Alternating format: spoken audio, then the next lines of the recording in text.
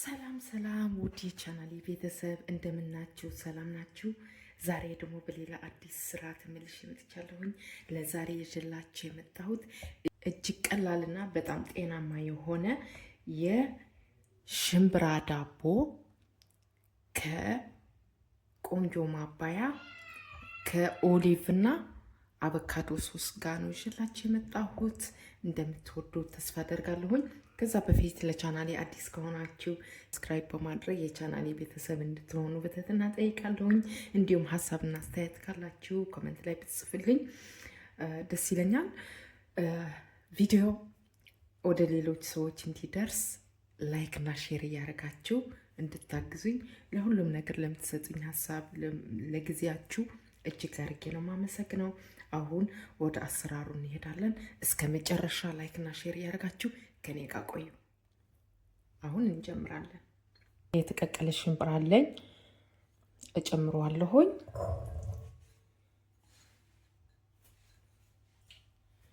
ሁለት እንቁላል ጨምራለሁ። ሁለት የሾርባ ማንኪያ የኦትስ ዱቄት ጨምራለሁኝ ወይ የአጃ ዱቄት። አንድ የሾርባ ማንኪያ ሴሌም ሃስክ፣ ኦሊቭ ኦይል የወይራ ዘይት፣ ቤኪንግ ፓውደር ትንሽዬ፣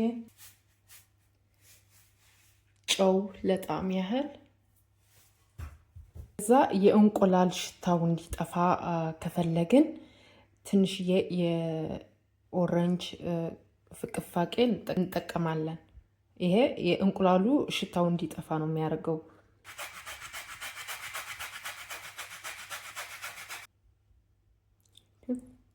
እቺ በቂ ናት። እዚህ ጋር ግሪክ ዮጉርት አለኝ 2% ፋት ነው ያለው፣ ብዙ ፋት የለውም።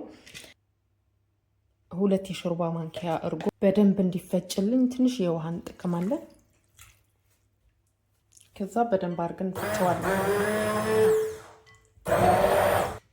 ከዛ እንደዚህ አድርገን ከፈጨን እዚህ አድርገን በደንብ አድርገን ከፈጨነው በኋላ ትንሽ የተልባ እንጨምራለን። ትንሽ ነው፣ ብዙ ማብዛት የለብንም። ትንሽ ተልባ እንጨምራለን። ከዛ በደንብ አድርገን እናዋህደዋለን።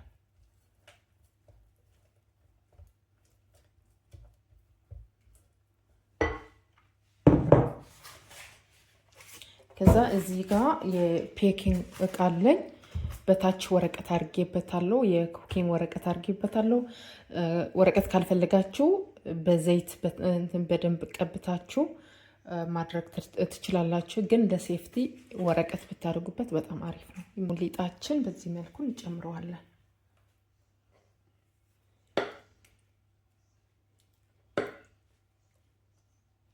በደንብ አድርገን እናስተካክለዋለን።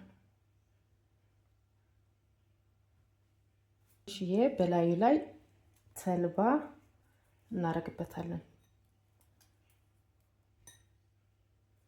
ተልባና ጥቁር ሰሊጥ ነው የምንጨምረው በላዩ ላይ። እንደዚህ አድርገን ቆንጆ አድርገን ዲኮር እናደርገዋለን። ከዛ ጥቁር ሰሊጥ አለኝ እዚህ ጋር እንጨምረዋለን። እንደዛ አድርገን በጣም ቀላል ግን እጅግ ጤናማ የሆነ የ10 ደቂቃ የሽምብራ ዳቦ አሰራር ነው። መኩር ትወዱታላችሁ። ከዛ እንደዚህ አድርገን ካስተካከልነው በኋላ ከ30 እስከ 40 ደቂቃ ኦቭን ውስጥ ከተን በደንብ አድርገን እናበስለዋለን። አሁን ዳቦአችን እስከሚበስልልን ድረስ ቆንጆ የአቮካዶ እና የኦሊቭ ሶስ እናዘጋጃለን፣ ማባያ እንዲሆነን ማለት ነው። ሁለት ቆርጠን እንደዚህ እንጨምረዋለን። አቮካዶ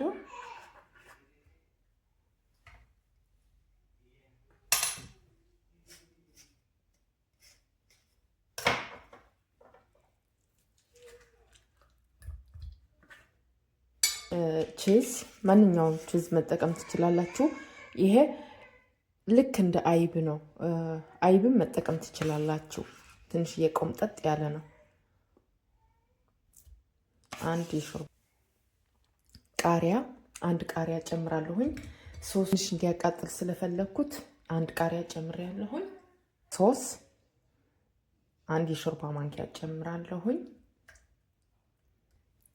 ኦሊቭ ኦይል፣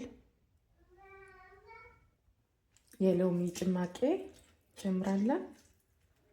ትመም ነጭ ቅንዶ በርበሬ ትንሽ እንጨምራለን። የፈረንጅ ቃሪያ ፓፕሪካ ትንሽ፣ ከዛ ጨው፣ ከዛ በደንብ አድርገን እንፈጨዋለን። አቮካዶውና ቃሪያው በደንብ ከፈጨነው በኋላ ኦሊቭ እንጨምራለን። አረንጓዴ ኦሊቭ አለኝ እዚህ ጋር፣ አረንጓዴ ኦሊቭ እንጨምራለን። ከዛ መልሰን በደንብ አድርገን እንፈጨዋለን።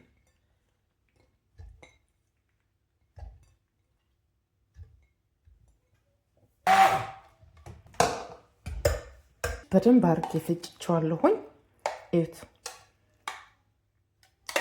ሲያምር። የምንፈልገው እቃ እንገልብጠዋለን።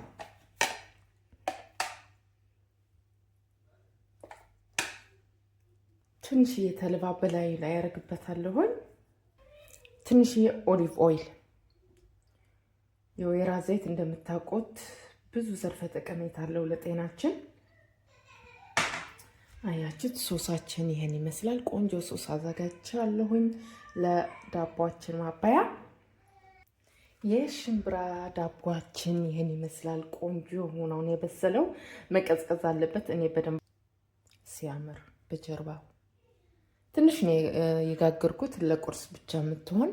እናንተ ተለቃርጋችሁ መስራት ትችላላችሁ። እኔ ግን ትንሽ ነው የሰራሁት ለቁርስ የሚያክል ፍሬሽ። ሽምብራ ለወጥ ብቻ መስራት ያለብንም እንደዚህ አድርገን በጣም ጤናማ የሆነ ዳቦ፣ ነጭ ዳቦ ከምንበላ ሁሌ እንደዚህ ጤናማ የሆነ ዳቦ ጋግረን ብንበላ በጣም አሪፍ ነው። አሁን ቆርሰ እናየዋለን።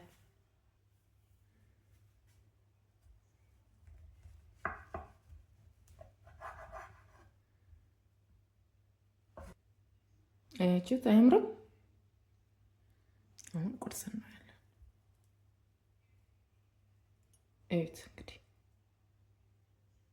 ሲያምር። አያምርም?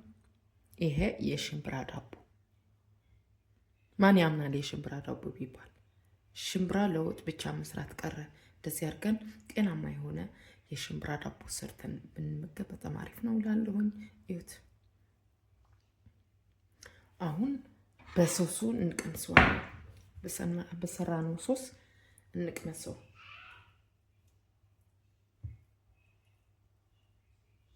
እዩት እንግዲህ ቆንጆ ቁርስ እንበላለን። እንብላ።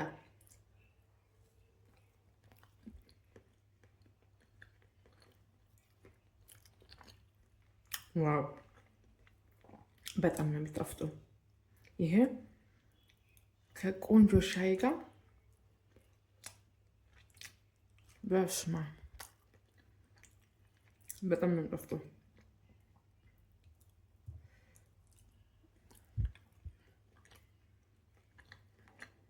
አንደኛ ይህ ለዛሬ ይዤላችሁ የመጣሁት ቪዲዮ የሽምብራ ዳቦና ከቆንጆ የኦሊቭና የአቮካዶ ሶስ ማባያ ጋር ይሄን ይመስል ነበር። እንደወደዳችሁት ተስፋ አደርጋለሁኝ። ቪዲዮ ከወደዳችሁት ላይክ፣ ሼር፣ ሰብስክራይብ ማድረግ አትርሱ። የእናንተ ላይክ እና ሼር ለእኔ ትልቅ ብርታት ስለሚሰጠኝ አዲስ ነገር ይዤ እንድመጣ ስለሚረዳኝ ላይክ እና ሼር እያደረጋችሁ እንድታግዙኝ በትህትና ጠይቃለሁኝ።